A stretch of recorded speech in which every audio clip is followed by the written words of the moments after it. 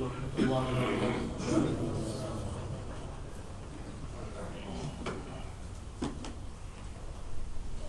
الله أكبر الله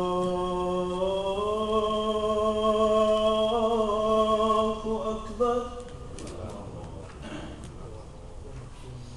الله أكبر الله أكبر. أشهد أن لا إله إلا الله.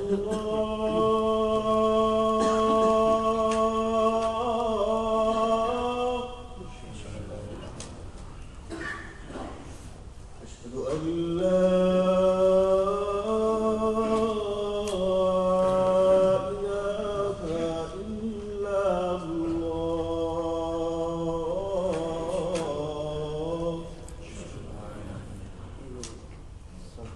أشهد أن محمدا رسول الله.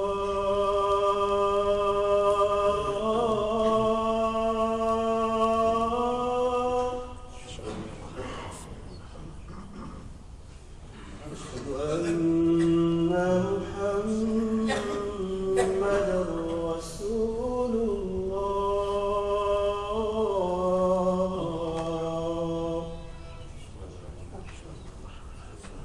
حي على الصلاة.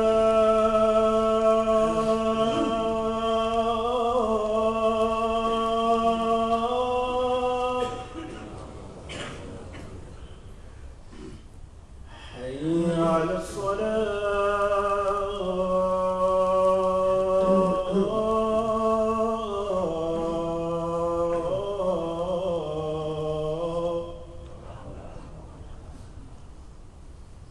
حي على الفلاح.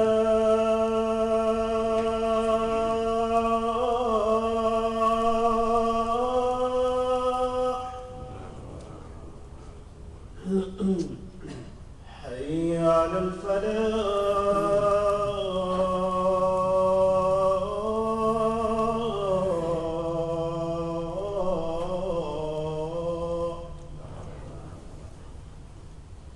الله أكبر الله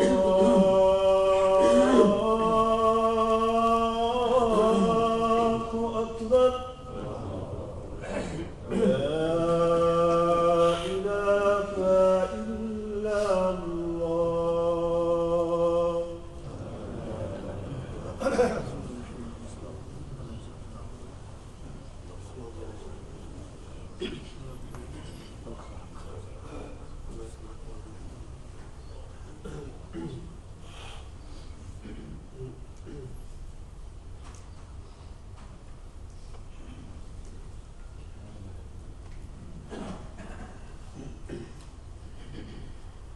إن الحمد لله نحمده ونستعينه ونستغفره ونعوذ بالله من شرور أنفسنا ومن سيئات أعمالنا. من يهده الله فلا مضل له ومن يضلل فلا هادي له. وأشهد أن لا إله إلا الله وحده لا شريك له. وأشهد أن محمدا عبده ورسوله. اللهم صل على محمد وعلى آل محمد كما صليت على إبراهيم وعلى آل إبراهيم إنك حميد مجيد. اللهم بارك على محمد وعلى آل محمد كما باركت على إبراهيم وعلى آل إبراهيم إنك حميد مجيد. يا أيها الذين آمنوا اتقوا الله حق تقاته ولا تموتن إلا وأنتم مسلمون.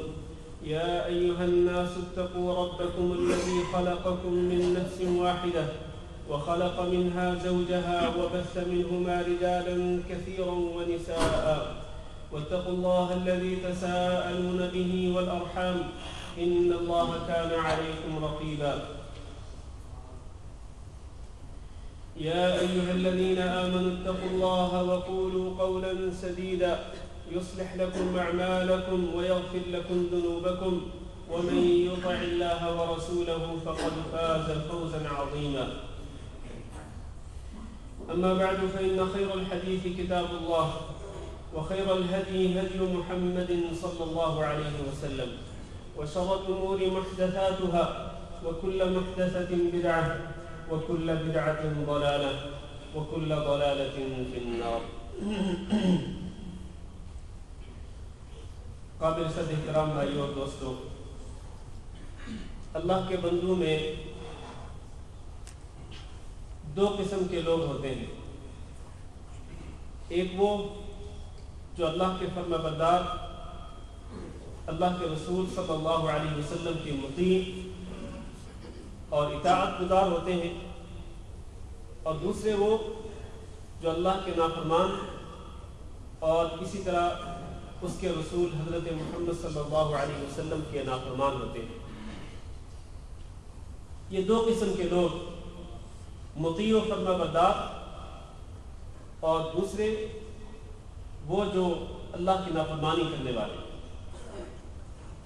اگر ہم ان دونوں گروہوں کے درمیان اور ان دونوں قسم کے لوگوں کے درمیان مقارنہ اور موازنہ کریں تو ہمیں یہ بات واضح طور پر نظر آئے گی کہ کامیابی اور کامرانی اور فلاح و بہبود اور ہر قسم کی خیر و بھلائی پہلے گروہ کے لیے ہے جو کہ اللہ رب العزت کا فرما بردار، اللہ کا مطیع ہے اور اللہ کا اطاعت گزار ہے.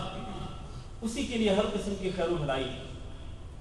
اور جہاں تک دوسرے گروہ کا تعلق ہے تو اس کے لیے دنیا میں بھی اور آخرت میں بھی خسارہ ہی خسارہ ہے. اس کے لیے گھاٹا ہی گھاٹا ہے. دنیا میں ذلت و رسوائی کے سوا اس کے لیے کچھ نہیں، اور آخرت کے دن اللہ کے عذاب کے سوا اس کے لیے کچھ نہیں. میرے بھائیوں، ہمیں یہ سوچنا ہے اور سنجیدگی کے ساتھ اس کا جائزہ لینا ہے کہ ہم ان دونوں قسم کے لوگوں میں سے کن لوگوں کے اندر، ان دو فریقوں میں سے کس فریق سے ہمارا تعلق ہے. اللہ کے اطاعت گزار اور فرما بردار فریق سے ہمارا تعلق ہے، یا اللہ کے نافرمان اور گناہوں کا ارتکاب کرنے والا، برائیوں سے اپنے دامن کو نہ بچانے والا جو گروہ ہے، اللہ کی غیرت کو چیلنج کرنے والا، اللہ کے دین سے مکمل طور پر منہ موڑنے والا جو گروہ ہے. کہیں ایسا تو نہیں کہ ہمارا تعلق اس گروہ سے ہے. اللہ سے دعا کرتے ہیں کہ اللہ ہمیں پہلے گروہ میں شامل فرمائے. قرآن مجید میں اللہ رب العزت نے کئی مقامات پر ان دونوں گروہوں کا ایک ہی جگہ پہ ذکر کیا ہے. چنانچہ سورۃ النساء میں اللہ رب العزت ارشاد فرماتے ہیں کہ وَمَن يُطِعِ اللَّهَ وَرَسُولَهُ يُدْخِلْهُ جَنَّاتٍ تَجْرِي مِن تَحْتِهَا الْأَنْهَارُ خَالِدِينَ فِيهَا أَبَدًا وَذَلِكَ الْفَوْزُ الْعَظِيمُ.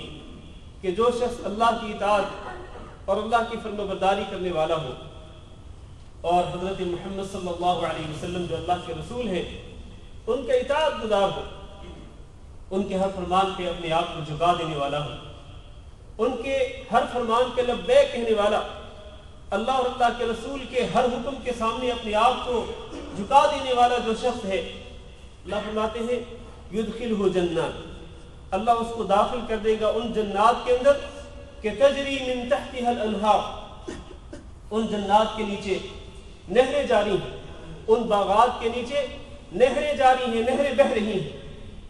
خالدین فیہا ابدا، اور یہ جو اللہ کے اطاعت گزار اور اللہ کے رسول کے فرمانبردار لوگ ہیں، خالدین فیہا، یہ ان جنات کے اندر ہمیشہ ہمیشہ رہیں گے، ان سے ان کو نکالا نہیں جائے گا. اللہ فرماتے ہیں وَذَلِكَ الْفَوْزُ الْعَظِيمُ، اور یہی اصل میں عظیم کامیابی. عظیم کامیابی کا راز اس میں مخفی ہے. کس میں؟ کہ آپ اللہ کی اطاعت کریں، اللہ کی فرمانبرداری کریں اور اللہ کی نافرمانی سے اور رسول اکرم صلی اللہ علیہ وسلم کی نافرمانی سے اپنے دامن کو بچا کے رکھیں. اس کے بعد متصل بات اللہ نے دوسرے گروہ کا ذکر فرمایا وَمَن يَعْصِ اللَّهَ وَرَسُولَهُ، جو شخص اللہ کی نافرمانی کرتا ہو اور اللہ کے رسول صلی اللہ علیہ وسلم کی نافرمانی کرتا ہو، کہ اللہ کا فرمان آیا، اللہ کے رسول کا فرمان آیا اور اس نے کوئی پرواہ نہیں کی، اس نے اپنی مرضی کے مطابق عمل کیا، مرضی کے مطابق اس نے زندگی گزاری، جس طرح اس کے جی میں آیا اسی طرح اس نے کیا۔ اللہ کے احکامات اور رسول اکرم صلی اللہ علیہ وسلم کے احکامات کو بالکل خاطر میں نہیں لایا، ان کا انجام کیا ہوگا؟